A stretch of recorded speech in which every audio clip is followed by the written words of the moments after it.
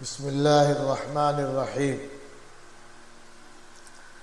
সকল শ্রোতা মণ্ডলী, ভাই বন্ধু, দিদি ভাই, সকলের প্রতি প্রীতি শুভেচ্ছা ভালোবাসা। পহেলা বৈশাখ বাঙালিদের বছরের প্রথম দিন, সেই শুভেচ্ছাও আপনাদের প্রতি রইল। সারা ভারতবর্ষ ওয়াকফ অ্যামেন্ডমেন্ট বিল নিয়ে তোলপাড়। আজকে সুপ্রিম কোর্টে প্রথম তার হিয়ারিং ছিল। সংগঠন, ব্যক্তি, এমপি বা অনেকেই এখানে অংশ নিয়েছেন। আমিও 3 দিন আগে দিল্লি পৌঁছে এই বিচার ব্যবস্থায় যেন অংশ নেওয়া যায়, সিদ্দিকুল্লাহ চৌধুরী ভারতবর্ষের নাগরিক হিসাবে আমিও একটা কেস ফাইল করেছি। তার রেজিস্ট্রেশন নাম্বার পেয়ে গেছে। আমার উকিল ওখানে আছেন। আল্লাহর ভরসায় করেছি। খরচ খরচা যেটা হবে, জনগণ যারা শুনছেন তারা সেখানে অংশ নেবেন আমার সাথে। এবার আপনাদের বলি, 1934 সালে শাইখুল ইসলাম হোসেন আহমদ মাদানী রহমতুল্লাহ আলাই, যিনি ভারতের স্বাধীনতা সংগ্রামী ছিলেন, লিখিতভাবে ব্রিটিশ সরকারের কাছে ওয়াকফের বিষয়ে সুনির্দিষ্ট পয়েন্ট আউট করে একটা স্মারকলিপি দেন যে এই হলো ওয়াকফের ব্যবস্থাপনা, এই হবে আইন শরীয়তে। ব্রিটিশ সরকার সাদরে সেটা গ্রহণ করে। 1936 সালে যখন ওয়াকফ আইন হয়, তখন জমিয়ত উলামা হিন্দের নামও তার মধ্যে ছিল এবং কমিটির মধ্যে জমিয়ত উলামা হিন্দ দিল্লি সেখানে ছিল। 1951 সালে স্বাধীনতার পর মোহাম্মদ কাজিম সাহেব, যিনি সেন্ট্রাল জমিয়তের দিল্লির মেম্বার ছিলেন, তিনি একটি স্মারকলিপি বা একটা দরখাস্ত পেশ করেন যে ওয়াকফের জন্য কিছু হতে হবে। সেটা আলোচনায় এসে 3 বছর পরে 1954 সালে প্রথম সারা ভারতবর্ষের জন্য ওয়াকফ আইন তৈরি হয়। মাওলানা হিফজুর রহমান সাহেব, মাওলানা আবুল কালাম আজাদ দুবার সর্বভারতীয় জমিয়ত উলামা হিন্দের আপনার সম্মেলনে সভাপতিত্ব করেছেন। মাওলানা হিফজুর রহমান সাহেব ভারতবর্ষের আইনসভার দক্ষ সদস্য ছিলেন। এদের বা অন্যান্য সদস্যদের প্রচেষ্টায় 54 সালে এই আইনটি গৃহীত হয়। চলতে থাকে। এরপরে 1995 সালে নরসিমা রাও ভারতবর্ষের মধ্যে এমন একটা আইন প্রণয়ন করলেন যেটা সারা ভারতবর্ষের জন্য লাগু হবে, এক ধাঁচায় একইভাবে। সেন্ট্রাল ওয়াকফ কাউন্সিল করলেন, যেখানে সারা ভারতবর্ষের ওয়াকফ বোর্ড নিয়ন্ত্রিত থাকবে, খবরাখবর নেওয়া হবে। এই সেন্ট্রাল ওয়াকফ কাউন্সিলের আইনে ভারতবর্ষের সরকারের অনুমোদিত যে ওয়াকফ কাউন্সিল, সেন্ট্রাল গভর্নমেন্টকে অনেক ক্ষমতা দেওয়া আছে। তারা কোথাও গোলমাল হলে, হিসাব নিকেশের ভুল হলে, অন্যায় হলে সেটা শুধরাতে পারবেন। এটা কিন্তু 54 সালের আইনে ছিল। এরপরে 1996 সালের 1 জানুয়ারি 95-এর পরে এই আইনটি বলবৎ হয়, বাস্তবে রূপ নেয়। সারা ভারতবর্ষের প্রতিটি রাজ্য এবং সেন্ট্রালের জন্য একই আইন প্রযোজ্য। এই আইনটি সারা ভারতবর্ষের প্রতিটি রাজ্য সরকারের হাতে এবং দিল্লি কাউন্সিল, ওই ওয়াকফ বোর্ড যে কাউন্সিল সেন্ট্রাল, তার হাতে সেটা চলে যায়। চলতে আবার 2013 সালে সংশোধিত আইন পাশ হয়। দিল্লিতে 2 দিন আগে, অর্থাৎ 14 তারিখে আপনার ওয়াকাফ অ্যাডভাইজারি কমিটি করেছে দিল্লি জমিয়ত উলামা হিন্দ, 25 সদস্য বিশিষ্ট, খুব সম্ভবত আমাকে তারা সেই কমিটিতে রেখেছেন। 2013 সালের যে ড্রাফটিং সংশোধনী 100% শরীয়তের আইন সেখানে রেখে এই সংশোধনী বিলটি পাশ হয়। ওই সংশোধনীর যিনি রূপকার ছিলেন, কমিশনার ছিলেন, এক্স কমিশনার এখন, তিনি তার বক্তব্যে দিল্লি জমিয়ত উলামার মিটিংয়ে বললেন যে সেখানে হযরত ওমর রাদিয়াল্লাহু আনহু তার সম্পত্তি ছিল খাইবারে। নবীজি সাল্লাল্লাহু আলাইহি সাল্লামকে জিজ্ঞাসা করলেন, ওগো দয়ার নবী, আমার সম্পত্তি আমি ওয়াকাফ করতে চাই। নবীজি সাল্লাল্লাহু আলাইহি সাল্লাম বললেন, তুমি আল্লাহর নামে ওয়াকাফ করো এবং এই সম্পত্তি বিক্রি হবে না। তো এক্স কমিশনার বলছিলেন 2013 সালের যে আইন, ওই হযরত ওমর রাদিয়াল্লাহু আনহুর যে বক্তব্য, তার যে বিধান, সেটা 100% তাতে রাখা হয়েছে। এরপরে চলতে চলতে 2024-এর শেষের দিক, তার মানে 34 সাল থেকে 90 বছর পর্যন্ত ওয়াকাফ আইন ধারাবাহিকভাবে চলে আসছে। ব্রিটিশ পিরিয়ডেও ব্রিটিশ এই ওয়াকাফের উপর হস্তক্ষেপ করেনি, আলাদা কোনো আইন তৈরি করেনি। 47 সালের আগে 34 সালে তারা এটা শুরু করেন, সেটাও জমিয়তের প্রচেষ্টায়। 24 সালের আইন পার্লামেন্টে ভোটাভুটি হয়েছে, অনেকেই বক্তব্য রেখেছেন, তারা চেষ্টা করেছেন। এরপরে ক্ষমতার বলে বলিয়ান হয়ে মুসলমানদের ক্ষতি সাধনের জন্য এই আইনটি পাশ করিয়েছে। আমার যেটা অনুশীলন বা পড়াশোনা, স্বাধীনতার পরে ভারত সরকারের কোনো আইনের বিরুদ্ধে এই ধরনের একসাথে সুপ্রিম কোর্টে অ্যাপিল করা এই প্রথম। এত মানে সড়গড়ভাবে সুপ্রিম কোর্টে অ্যাপিল কোনোদিন হয়নি। অসংখ্য আইনজীবীরা ছিলেন, যারা সিনিয়র আইনজীবী ছিলেন তারাও ছিলেন। আমার আইনজীবীকে সই করেছি, তার তিনিও ছিলেন। আজকে মহামিত্রের সাথে কয়েকবার কথা হয়েছে, তিনি টিএমসি দলের এমপি, তিনিও প্রতিনিয়তভাবে আমাকে বলেছেন, আমিও শোনার চেষ্টা করেছি। আজকে দীর্ঘক্ষণ আলোচনার পর, সম্ভবত 3:30-এর পর, বিচারপতিরা 3 জন জাজ, প্রথম বিচারপতি সহ, তারা বলেছেন আমরা মাইন্ড সেট আপ করেছি, অর্থাৎ মানসিকভাবে আমরা সিদ্ধান্ত নিয়েছি যে আইনটি কেন্দ্র সরকার এনেছে এটা ধর্মনিরপেক্ষ চরিত্রের প্রতি আঘাত। তারা বলেছেন ধর্মনিরপেক্ষতা বা সেকুলারিজম সব জাতির জন্য থাকবে, এবং সেখানে আর্গুমেন্টে এসেছে যে ওয়াকাফ আইন কি করে কাটতে পারা যায়। যাই হোক, সেটা এন্ট্রিম অর্ডারে আছে। আগামী বিজেপির পক্ষ থেকে, সরকারের পক্ষ থেকে অ্যাটর্নি জেনারেল হয়তো থাকবেন আমার ধারণা, এই পদের কেউ, তারা অনেক অনুনয় বিনয় করেছেন বিচারপতিদের, স্যার আমাদেরকে একটু সময় দিন, তাড়াহুড়ো হয়ে যাচ্ছে। আগামীকাল 2টোর সময় কেবল 1 ঘন্টার জন্য এই ওয়াকাফের বিষয়ে কেন্দ্র সরকারের যে আইনজীবীরা আছেন তারা উপস্থাপন করবেন, উত্তর দেবেন।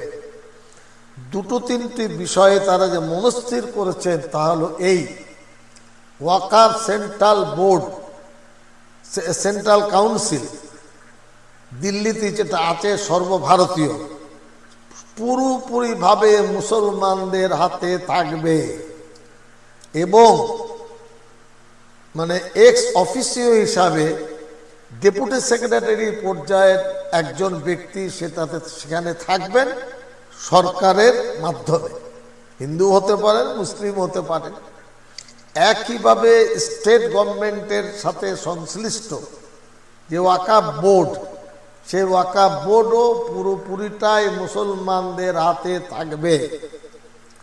বিচারপতিরা সরকারি আইনজীবীদের কাছে প্রশ্ন করেছিলেন, হিন্দুদের যে দেবত্ব সম্পত্তি আছে তাতে কোনো মুসলমান সদস্য আপনারা রেখেছেন বা আছে বলতে পারবেন? এই সদুত্তর কিন্তু কেন্দ্রের এনডিএ সরকার দিতে পারেনি।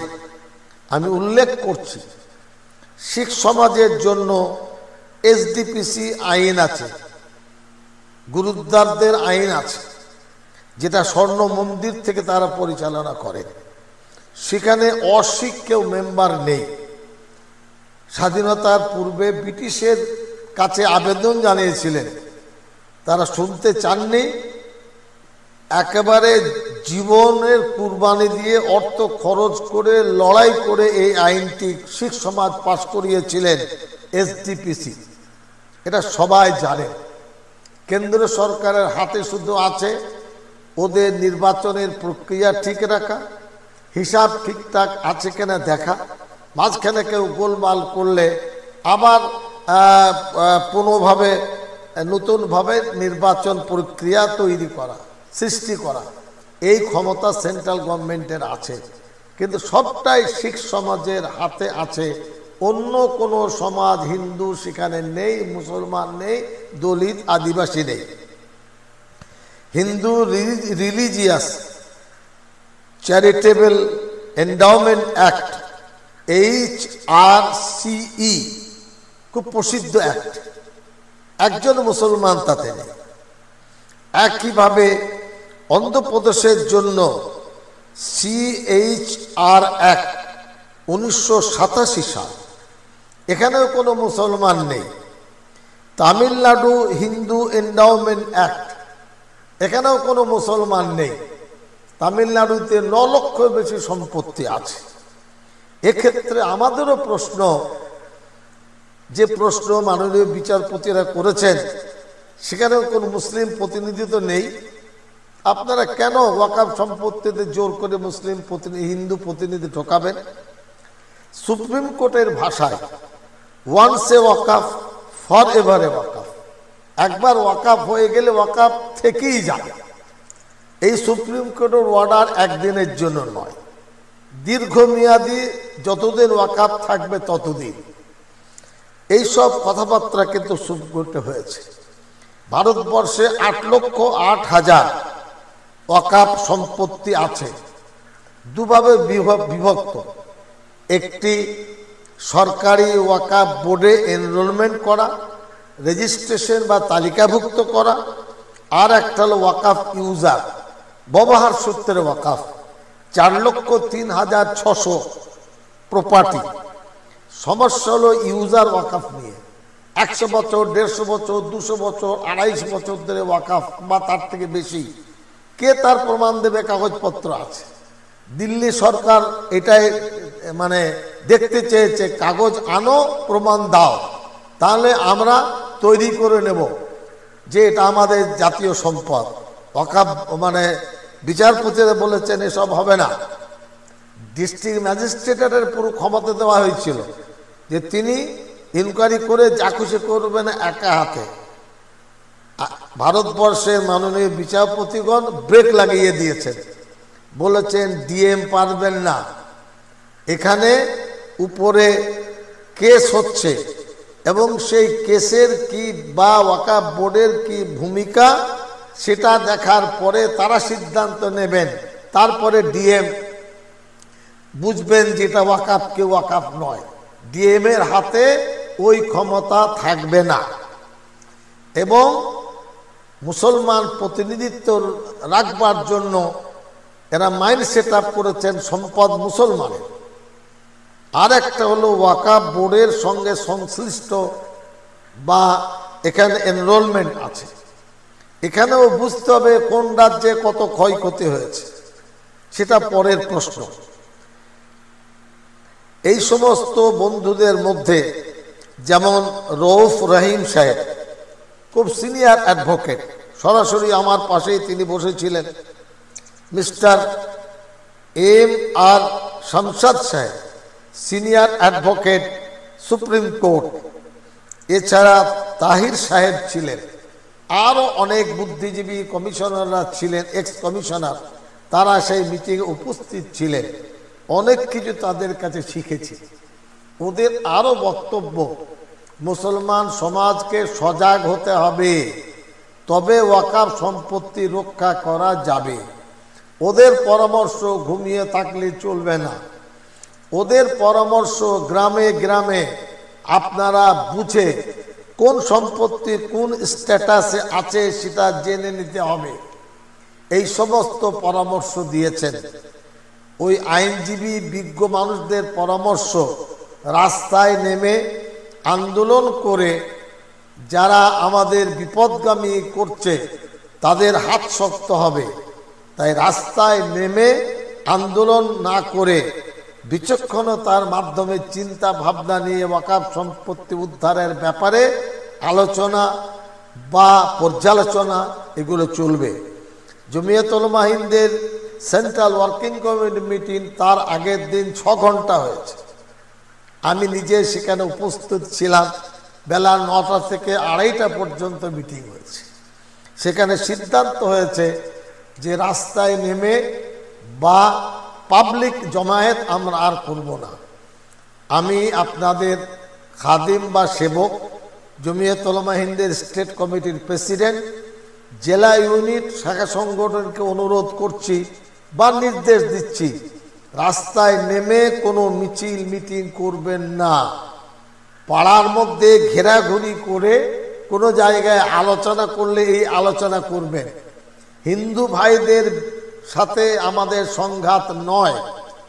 হিন্দু ভাইদের বিরুদ্ধে উস্কানিমূলক কোনো কথা বলা আমাদের ওয়াকাফের এই সম্পত্তির আওয়াজ নয়। আমি লক্ষ্য করছি যে বা আজকেও কয়েকজন এসপি বিভিন্নভাবে যোগাযোগ করেছেন। আমার অফিস থেকে আমরা বলে দিয়েছি যে না, আমরা সিদ্ধান্ত নিয়েছি রাস্তায় নেমে মিছিল মিটিং পাবলিক প্লেসে এইভাবে করবেন না। ঘেরাঘুরি জায়গায় প্রতিনিধি সভা করতে পারেন। আমি নিজে দক্ষিণ 24 পরগনা, মালদা, মুর্শিদাবাদ, উত্তর 24 পরগনা, পশ্চিম পূর্ব মেদিনীপুর, বর্ধমান আমি নিজে যাব। জেলা কমিটি 21 44 জন, দুটো কমিটির হার্ডলি 50 জন থাকবেন। আমরা এগুলো বোঝাবো। তাহলে ওয়াকাফের বিষয়টা যেটা মানুষের মাথায় ঢুকেনি এখন ঢুকবে। আমরা 10 তারিখের মিটিংয়ে ঘোষণা করেছিলাম 1 কোটি স্বাক্ষর জমা দেব নরেন্দ্র মোদীর কাছে, তিনি মাননীয় প্রধানমন্ত্রী। আমি সুপ্রিম কোর্টের আইনজীবীদের জিজ্ঞাসা করেছি, ওনারা বললেন এটা পজিটিভ, আপনারা পাঠাতে পারেন। বেশ কয়েক লক্ষ স্বাক্ষর জমা হয়েছে। এগুলো একত্রিত করি 5 লাখ বা 10 লাখ করে আমরা পাঠাবো। প্রধানমন্ত্রীর কাছে সময় চাইব, না সময় দিলে তার অফিসে আমরা জমা দেব, তার রিসিভ পাব। প্রত্যেক জমিয়ত কর্মীদের বলবো মসজিদের নিচে টেবিল রাখুন, নামাজে ঘোষণা করুন এই স্বাক্ষর ফর্ম। আপনারা নিজের হাতে নাম লিখবেন, অ্যাড্রেস লিখবেন, জেলা লিখবেন, সই করবেন, যাতে বোঝা যায় প্রত্যক্ষভাবে এই আইনের বিরুদ্ধে আপনারা। এটা না করলে হাত তুলে শুধু সমর্থন দিলে হবে না। এটা আপনাদের কাছে একান্তভাবে আমি অনুরোধ করছি।